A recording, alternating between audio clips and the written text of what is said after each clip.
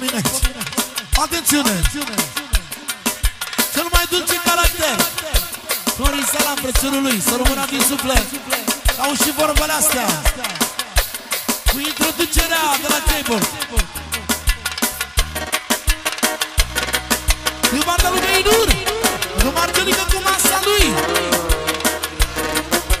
Noua generație care se mândrește Meinur, se mândrește. Să rămână mult pentru inimioara ta aia frumoasă.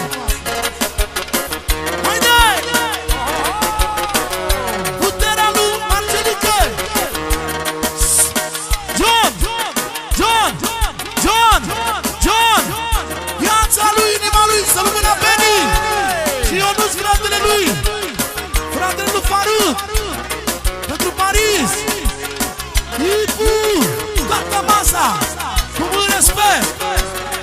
Și pentru Meinur, toată lumea prezentă. Suntem niște copii și ne mândrim cu ei.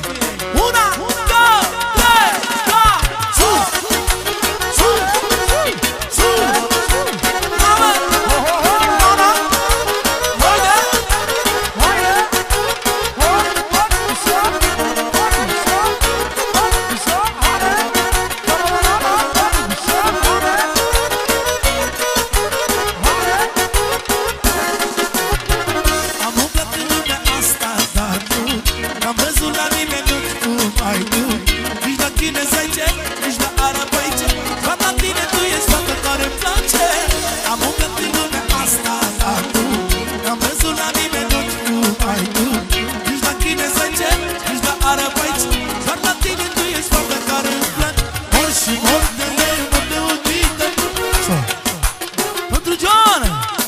Marcelică